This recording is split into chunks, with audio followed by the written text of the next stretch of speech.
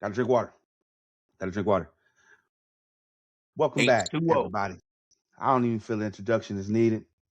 All I feel like is that we need to get right to it. Cause woo-wee. I do got to NBA say one playoffs, right? thing before we start. We What's that? back.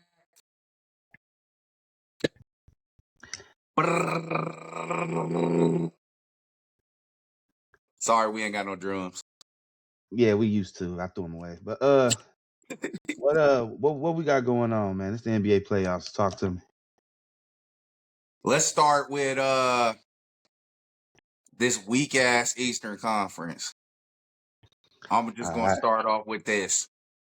Boston Celtics blow a 3-1 lead is diabolical. Okay. First off, I think a lot of the reason and a lot of the problem stem from Jason Tatum coming back and ruining the flow that them boys had going on. But then he gets re-injured in the playoffs and boom, disappears. Shout out to, Jaylen Brown though, because he was holding it down, but can't do it by yourself. It's been proven. Also, they couldn't do nothing with Joel Embiid. Too small. They were just too small. He was doing whatever he wanted to do. So Yeah. that series is a wash. But I never expected Philly to. I really didn't expect them to beat Boston. I'm just being honest. I never saw that coming. Rather they were healthy or not, I just didn't see them beating Boston. I think the emergence of VJ Edgecombe didn't help either. So No, that they came out real hot, swinging for the fucking yeah. fences. Yeah, for sure. So with that, I just doubt they're gonna even. I don't know. They could win the game versus the Knicks. But I don't think they're gonna beat them in this series. I just don't view that as a possibility. Yeah.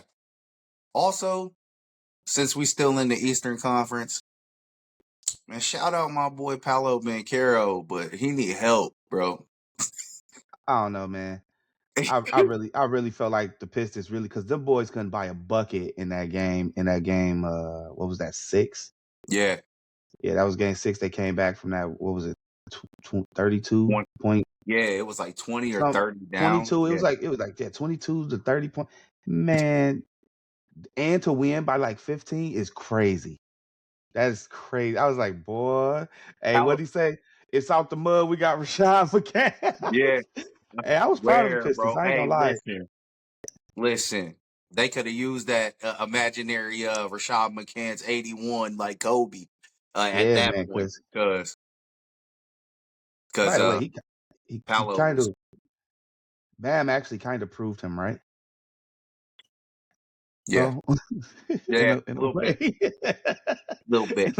in a way, Bam kind of proved Rashad McCants right. So I think Out the Mud podcast probably owe Rashad McCants an apology. But Yeah. I want to go ahead and scrape past this because now we're talking about Detroit. They're probably going to sweep the Cavaliers. And I don't know if you did, but I had no faith in the Cleveland Cavaliers at all. Because I know one thing, and that's playoff James Harden. I know playoff James Harden better than I probably know any basketball player. And I'm talking about the biggest LeBron fan. I can name every narrative. I can dispel all narratives about LeBron. But this one, playoff James Harden, I'll let the numbers speak, right? For this series with the Pistons, I don't even care about the last series. They struggled with the Raptors, so I don't even care. This series, though, this man has only made 9 field goals. He has 11 turnovers. He's shooting 32% from the field and 9% from the 3. Chuck, we can shoot 32% from the field. Like 100%. At this point, it's really up to Spider. You know what I'm saying? It's up to Spider Mitchell. And then Evan Mobley out here playing. They said he was playing like Kale from Keenan. Like They need super performances from like Max Strus and some of the other guys because this James Harden shit just ain't gonna get it done, bro. I'm gonna be honest with you. It's not this experiment. Hey, time to hang up them Adidas, man. Let's just go ahead and say it. It's time to hang up them Adidas. Yeah. So he lost. This is game 1, by the way. He went 6 for 15, 1 for 7 from the 3. Now I just gave you total numbers for both games, but when you shoot 9 free throws and get 22 points when you 6 for 15, and you got 7 turnovers in that same game, ridiculous. This is playoff James Harden, man. He went 3 Yeah. for 13 in the first game with 4 turnovers. They lost by 10 in both games. And Spider out here making J. Cole hit the deck. I'm talking about. Yeah, they was like, oh, he touched. You They said he see touched his it? leg, man. He barely touched him, man. He was gonna fall regardless, bro. Like that's. But then you got James Harden out here stinking up the playing field because you got giving Spider a good enough chance, and then James Harden isolations, you making it way worse. You shouldn't even put James Harden in an isolation type of play. Take him out the game. Is it safe to say that James Harden is a good regular season player, but is terrible in the playoffs? Yeah, that's why it's playoff James Harden. You know, you got playoff P, but playoff P be hooping. Yeah. Playoff James Harden just he played like me. I was at the park the other day. He played like that. Yeah. I'm sure I went 3 for 13 from the field. Shout out to everybody that can still go to the park after this Achilles injury. I'm no longer there, but I'm living. Yeah, I'm living curiously through you, Chuck. So man, yeah, man. and we got to shoot better than 32% at the park, man. Man, I know, man. I'm just getting back. But then we get to this Lakers series. And I don't care about nothing else. This is mainly what I wanted to talk. I don't care. Yeah, let's just get to the bread and butter, man. We get to the hardest series that the Lakers probably gonna ever play in their career.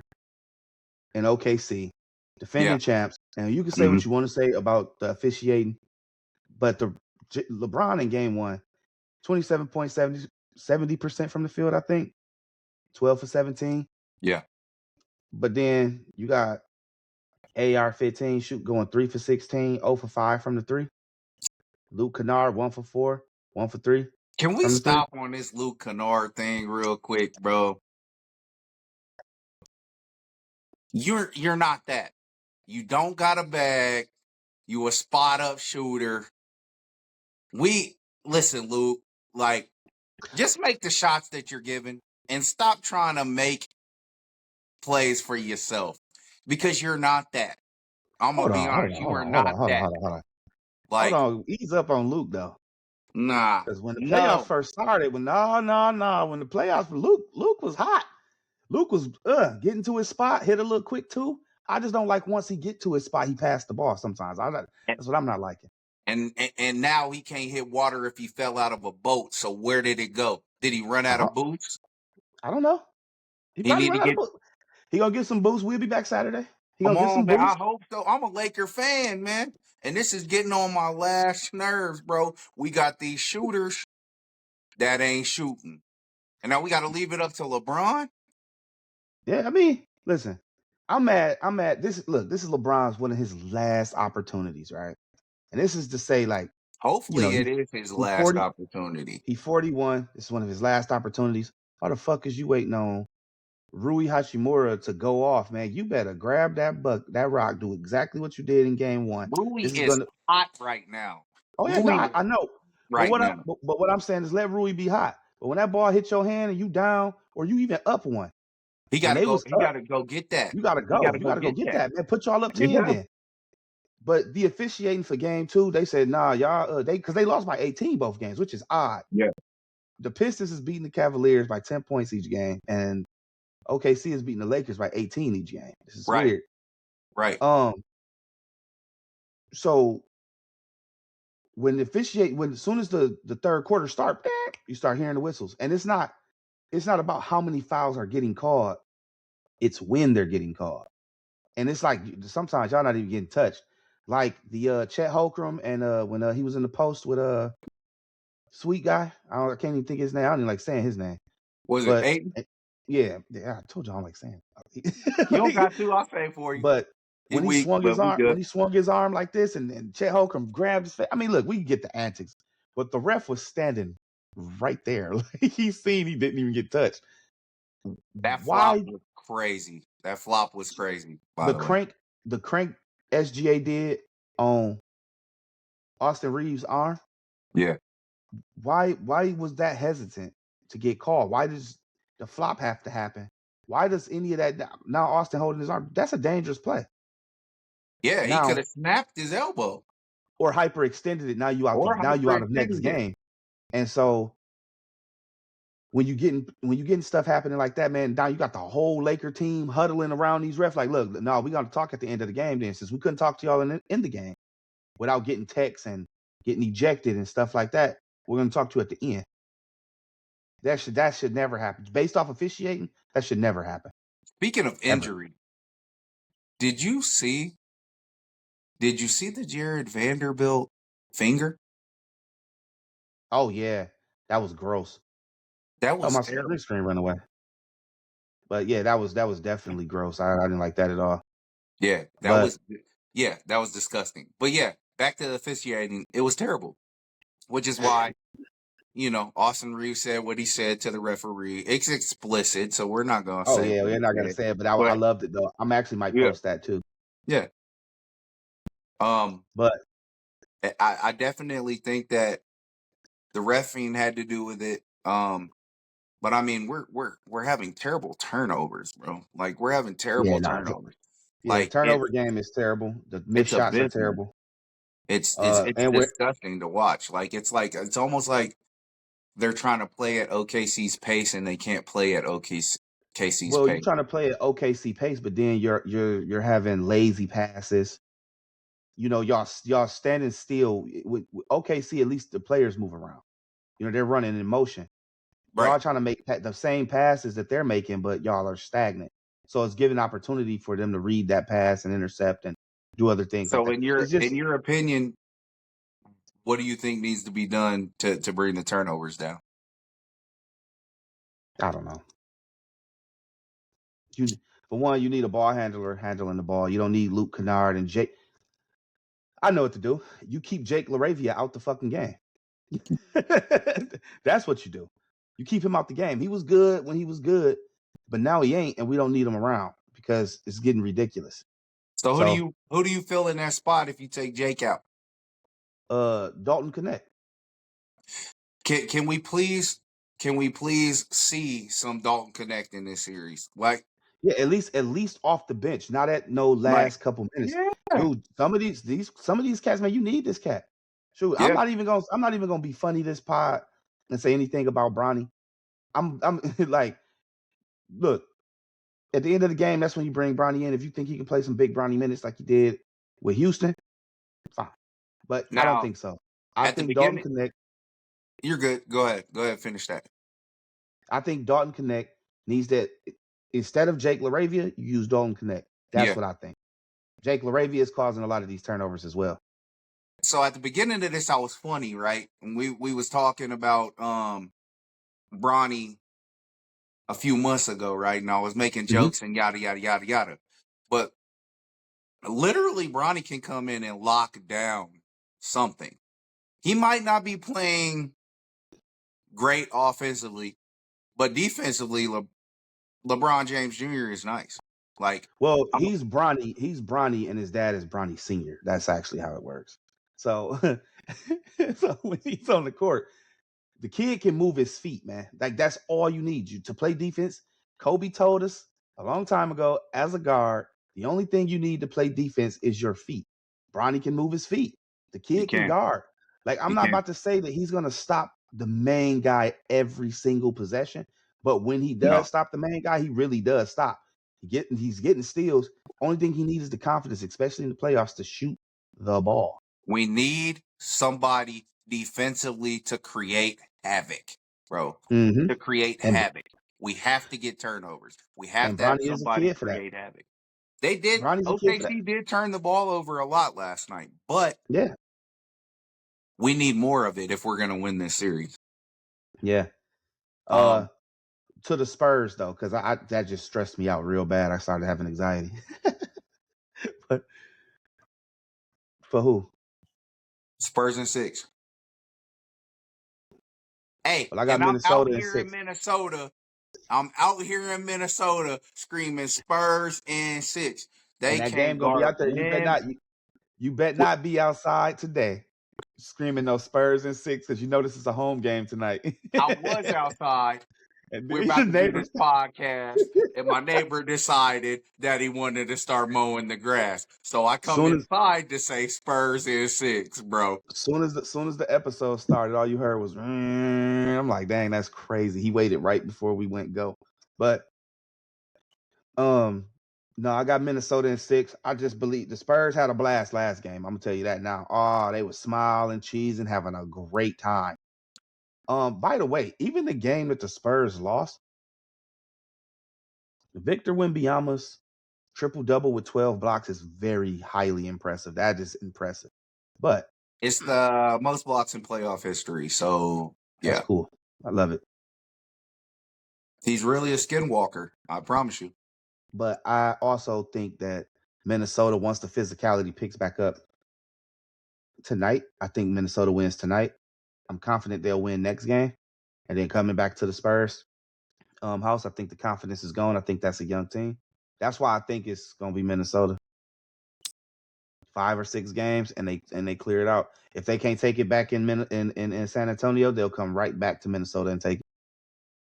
I don't think Nasri can hold Victor Wembanyama. I don't think Julius Randle can hold Victor Wembanyama. I don't think anybody off of their bench can hold him, and Victor Wembanyama is the X factor for that.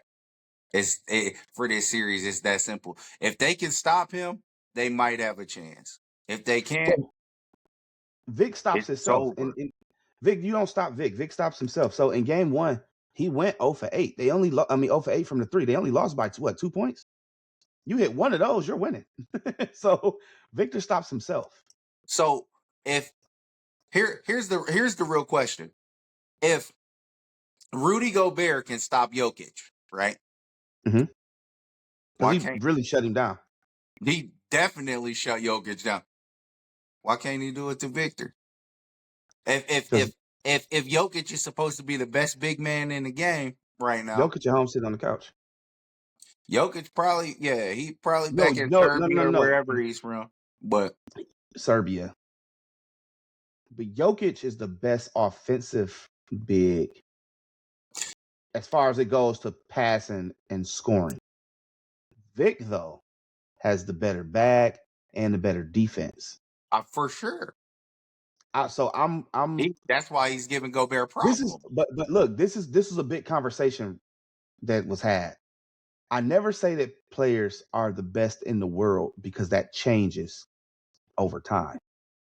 It as you watch, players get better and better and better. Because at one point, I would have told you that it was Ant-Man, but then you watch Jokic and the way he just was unstoppable for about a 2-year stretch. It was Jokic. But now you're getting to the point where here's Vic. Vic is the best player in the world right now. You'll never get that from just one single player. You can get it for a few years. Yeah, sure, absolutely. But you're never going to just have it permanently. That's always going to be taken from you. That's my belief on that. Because that's why I said best in the game right now.